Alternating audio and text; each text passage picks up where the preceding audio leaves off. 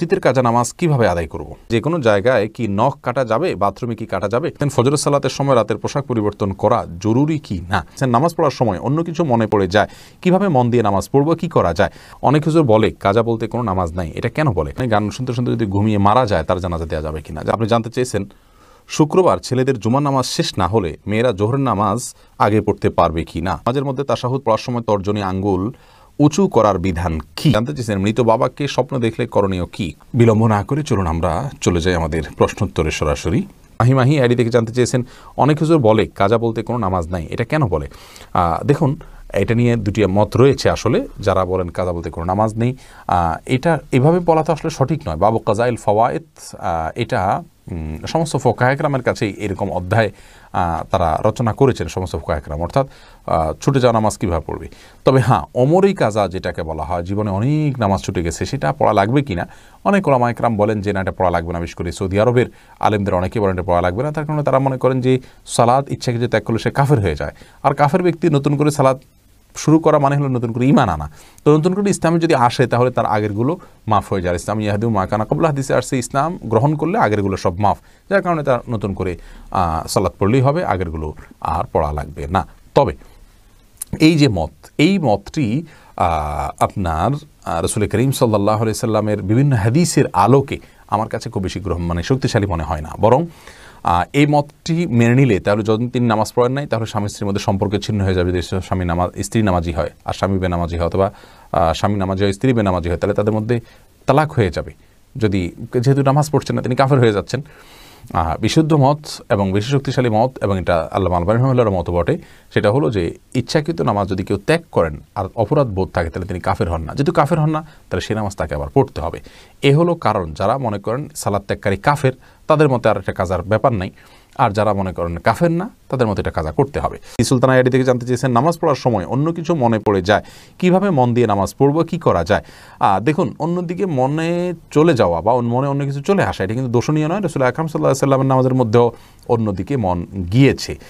একবার বাচ্চার কান্না হওয়া শুনে তিনি সালাতকে সংক্ষিপ্ত করে দিয়েছেন। বোঝা গেল অন্যদিকে মন যাওয়াটা দোষণীয় নয়। তবে ইচ্ছাকৃতভাবে অন্য চিন্তা, অন্য ভাবনা, অন্য কল্পনার মধ্যে ডুবে থাকা, এটা হলো দোষণীয়। আমাদের উচিত হবে সালাতের মধ্যে অন্যদিকে মনোযোগ গেছে, যখন আমার মনে পড়েছে যে আমি তো ভুল কাজ করছি, সাথে সাথে আমি সালাতে আবার ফিরিয়ে আনবো। বাস এই কসরত করলে আপনি আল্লাহর কাছে গ্রহণযোগ্য সালাত আদায়কারী হিসেবে বিবেচিত হবেন ইনশাআল্লাহ।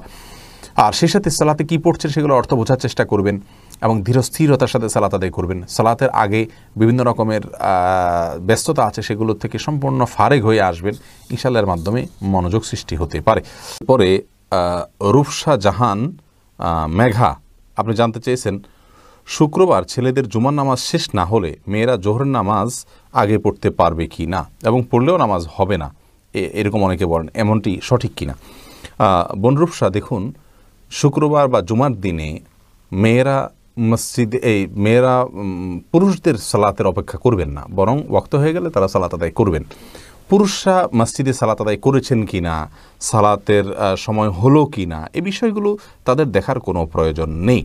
বরং মেয়েরা তারা খেয়াল করবেন শুধুমাত্র যে মসজিদে ওয়াক্ত হলো কিনা। যদি ওয়াক্ত হয়ে থাকে তাহলে সেক্ষেত্রে তারা তাদের বাসায় সালাত আদায় করবেন, এবং পুরুষদের মসজিদে সালাত আদায় হোক বা না হোক এ বিষয়টি তাদের দেখার কোনো প্রয়োজন নেই। এমনি মাইনুদ্দিন মান্না আপনি জানতে চেয়েছেন মৃত বাবাকে স্বপ্ন দেখলে করণীয় কি কোরআন সুন্নাহর আলোকে? ভাই মাইনুদ্দিন, এ বিষয়ে আমাদের বক্তব্য আছে। মৃত আত্মীয় স্বজনকে স্বপ্ন দেখলে করণীয় কি আমাদের ইউটিউব চ্যানেল অথবা এই পেজে আপনি সার্চের ঘরে গিয়ে সার্চ করলে ভিডিওটি পেয়ে যাবেন। বিশেষ কোনো করণীয় নেই। আপনি তাকে দেখেছেন, আপনার তার প্রতি ভালো লাগা, ভালোবাসা কাজ করছে, তার জন্য আপনি এই জন্য বিশেষ করে আল্লাহর কাছে দোয়া করুন, আল্লাহর কাছে চান, তার পক্ষ থেকে দান সাদকা করুন। বাস নির্দিষ্ট করে কোনো কিছু করতে হবে এমন কোনো বাধ্যবাধকতা নেই। নাসিমা আক্তার জানতে চেয়েছেন ফজরের সালাতের সময় রাতের পোশাক পরিবর্তন করা জরুরি কি না? না, এটা জরুরি না। তবে সালাতের জন্য সুন্দর এবং উত্তম পোশাক পরা উচিত, যেটা পরে আপনি সম্মানজনক কোনো সম্মানীয় কোনো জায়গায় যান। যে পোশাক আপনি একান্ত বেডের জন্য ইউজ করেন সেটা পরে আল্লাহর সামনে দাঁড়ানো উচিত নয়। আল্লাহ তাআলা কোরআনে বলেছেন, ইয়া আইয়ুহাল্লাযীনা আমানু খুযু যিনাতাকুম ইনদা কুল্লি মাসজিদ, হে ঈমানদাররা তোমরা প্রত্যেক সালাতের সময় সৌন্দর্যকে গ্রহণ করো, অর্থাৎ সৌন্দর্য অবলম্বন করো, সাজগোজ করো। অতএব সেই সাজগোজ আমাদেরকে করতে হবে। সাজগোজ বলতে সুন্দর পোশাক পরিধান করতে হবে। রাতের পোশাক পরে সালাত আদায় করলে সালাত হয়ে যাবে, হবে না এমন কোনো কথা নেই, কিন্তু সালাতের জন্য সুন্দর এবং মার্জিত পোশাক পরা হলো উচিত। শাহিদ হাসান রিয়াদ, আপনি জানতে চেয়েছেন গান শুনতে শুনতে ঘুমালে ওই ব্যক্তির জানাজা দেওয়া যাবে কিনা। তার মানে গান শুনতে শুনতে যদি ঘুমিয়ে মারা যায় তার জানাজা দেওয়া যাবে কিনা। জানাজা দেওয়া যাবে, অসুবিধা নাই, কিন্তু আপনার এটি চরম অপরাধের কথা। গান শুনতে শুনতে অনেকেই ঘুমায়, আমরা বদভ্যাস রয়েছে। গান শুনতে শুনতে ঘুমানোর মানে হলো আপনি একটা হারাম কাজ করতে করতে আপনি ঘুমোচ্ছেন, যেটা কোনো অবস্থাতে জায়েজ নাই। ঘুম এটা মৃত্যুর সমান, আপনি এরপর আর উঠবেন কিনা জানেন না। অতএব আপনার শেষ কাজ একটা অপরাধ এটা দিয়ে করতে করতে আপনি যাচ্ছেন, সন্দেহাতীতভাবে এটি কপাল পড়া হওয়ার লক্ষণ এবং আলামত। শেখ সোহানুর রহমান জানতে চেয়েছেন নামাজের মধ্যে তাশাহুদ পড়ার সময় তর্জনী আঙ্গুল উঁচু করার বিধান কি। এটা সুন্নাত, কেউ না করলে অসুবিধা নেই, নামাজ হয়ে যাবে, কিন্তু সুন্নাত বা মুস্তাহাব। অর্থাৎ আমরা যখন তাশাহুদ পাঠ করব তখন আমরা তাশাহুদের মধ্যে মূলত সাক্ষ্য দিচ্ছি আল্লাহর একত্ববাদের, রাসূল আকরাম সাল্লাল্লাহু আলাইহি ওয়াসাল্লামের রিসালাতের। তখন আমরা আঙ্গুল উঁচু করে মুখের সাক্ষ্যটাকে আমার আঙ্গুলের সাথে আমার আচরণের মাধ্যমে আমি মিলাচ্ছি। অর্থাৎ আমি মুখে বলছি আল্লাহ ছাড়া কোনো সত্যিকারের মাবুদ নাই, সাক্ষ্য দিচ্ছি মুহাম্মদ সাল্লাল্লাহু আলাইহি ওয়াসাল্লাম আল্লাহর রাসূল, সাক্ষ্য দিচ্ছি, আবার তার সাথে আমি আঙ্গুল উঁচু করে আমি সাক্ষ্যর সাথে ওইটাকে আমি মেলাচ্ছি। তো এটা জায়েজ, এটা মুস্তাহাব, করা উচিত। যদি কেউ না করেন নামাজ হয়ে যাবে। এটার পদ্ধতি নিয়ে অনেক মতপার্থক্য আছে, এ নিয়ে আমরা বারবার বলেছি। সারাক্ষণ নাড়াতে থাকবো নাকি উঠিয়ে শুধু ধরে রাখবো। তো নাড়াতে থাকার সপক্ষে একটি হাদিস মুসনাদ আহমদে বর্ণিত হয়েছে যে এই আঙ্গুল নাড়ানোটা শয়তানের উপরে লোহার চাইতে বেশি, আপনার লোহার আঘাতের চাইতে বেশি কষ্টের। তো এই হাদিসের ভিত্তিতে অনেক আমাকে মনে করেন যে নাড়াতে থাকলে শয়তানের প্রতি এটা আঘাতের কাজ দেয়, এই জন্য নাড়াতে থাকার কথা তারা বলেন।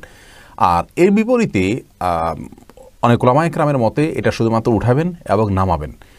এখানে নাড়ানো বলতে উদ্দেশ্য হলো উঠানেল এবং এই নাড়ানো, সারাক্ষণ নাড়ানো উদ্দেশ্য না।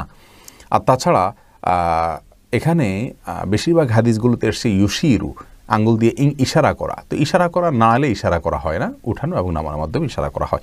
এই দ্বিতীয় মতটা আমার কাছে বেশি শক্তিশালী মনে হয়। সোহাগ, আপনি এডি থেকে জানতে চান অতীতের কাজা নামাজ কিভাবে আদায় করব।